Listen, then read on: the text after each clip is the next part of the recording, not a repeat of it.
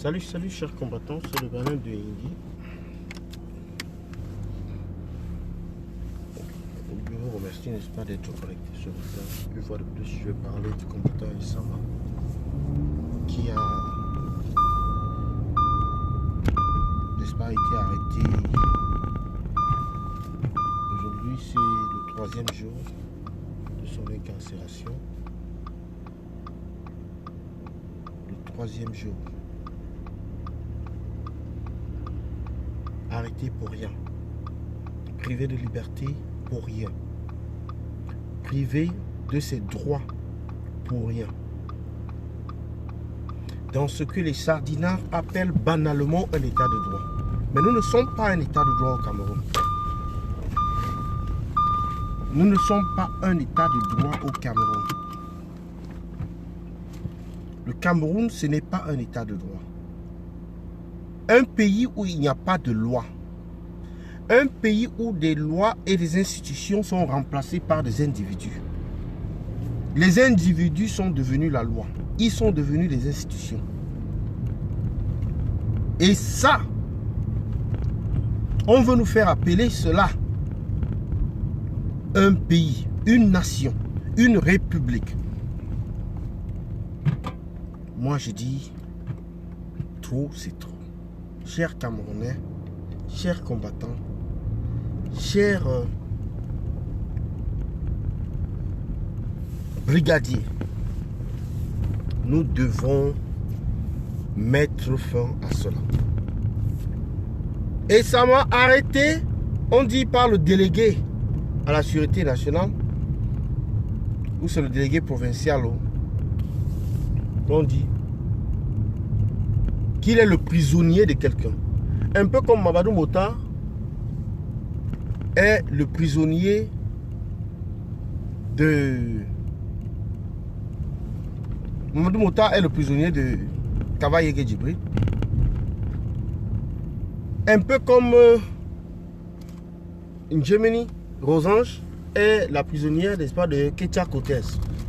Voilà un pays où des individus sont devenus des institutions, sont devenus la loi, se sont substitués à la loi.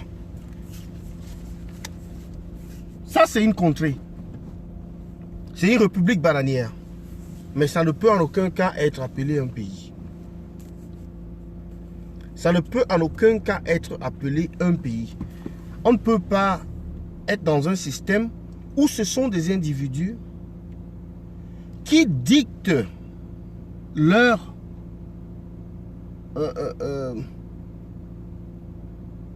désir, qui dictent leurs besoins aux autres, qui dictent leur volonté, qui dictent leurs croyances, qui dictent leurs connaissances aux autres. Ce n'est pas un pays. Ce n'est pas un pays. J'ai fait un direct tout à l'heure sur YouTube où j'ai parlé de la Côte d'Ivoire. Un grand coup de chapeau à Alassane Ouattara qui a posé là un acte fort. Un acte démocratique. Oui, vous voyez bien qu'hier, il y avait des gens, il y avait des esclaves, des esclaves de maison qui ne voulaient pas se faire libérer. Alors pendant que Alassane Ouattara le disait, il y avait des gens qui disaient non, non, non, non, non. Il y a des gens qui étaient contre. Parfois, on décide de libérer quelqu'un, lui il dit non, je ne veux pas partir, laissez-moi là-dedans. Laissez-moi dans la situation où je suis. C'est quand même ridicule. Donc, chers combattants, excusez-moi là un instant.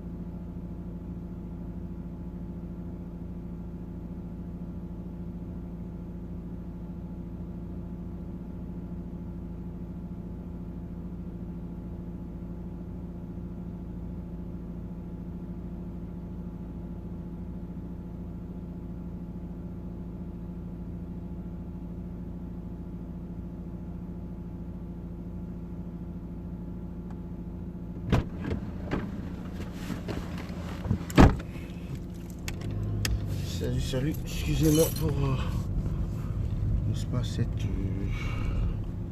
promenade. Alors je disais tantôt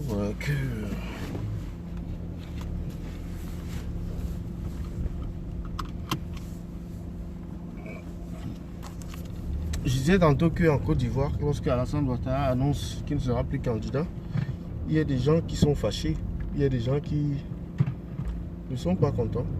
Ouais, c'est normal. Mais c'est simplement les raisons pour lesquelles ils ne sont pas contents. Ils ne sont pas contents pourquoi? Parce que Alassane Ouattara, c'est le seul sage, c'est le seul homme capable d'être président, c'est l'alpha et l'oméga, c'est le messie. C'est simplement qu'ils ont leur mangeoire à protéger. Ils ont leur vente. Ils ont leur vente à protéger, c'est tout. C'est cela qui les amène à dire non, faut pas détruire notre mangeoire. Reste là où tu es. Nous sommes contents de te voir là. Ça nous arrange que tu sois là. Hein? C'est en réalité ça leur problème. Ça nous arrange que tu sois là où tu es. Mais Alassane Ouattara va rentrer, n'est-ce pas, dans l'histoire de Côte d'Ivoire. Pas la poubelle de l'histoire, mais l'histoire de Côte d'Ivoire. Oui, il a pris le pouvoir d'une manière antidémocratique, mais il a remis le pouvoir d'une manière démocratique. Ah oui, il a réussi à remettre le pouvoir d'une manière démocratique. Donc, que ces dictateurs le veuillent ou pas, il a fait ce que beaucoup de présidents, surtout en Afrique centrale, en Afrique francophone, ne font pas. Ils confisquent le pouvoir, ils s'éternisent au pouvoir. Alassane Ouattara avait les moyens de s'éterniser au pouvoir, mais il a choisi de ne pas le faire. Et voilà comment un grand homme décide de gérer le pouvoir. Le pouvoir on l'a, mais après on le laisse, on quitte, on laisse la place à quelqu'un d'autre. Une nouvelle ère, un nouveau souffle, une nouvelle vision, une nouvelle volonté, une nouvelle organisation, une nouvelle époque, une nouvelle orientation. Mais là, nous restons dans la même orientation pendant des années et des années. Ça devient tellement monotone et ça devient nul. Donc, chers combattants, j'en ai terminé là pour ce matin pour ce que nous avons comme République bananière là, au Cameroun. Je vous quitte. André Blaise Essama est toujours en prison.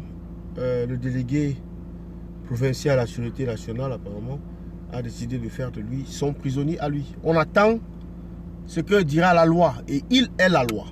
Lui, il est la loi.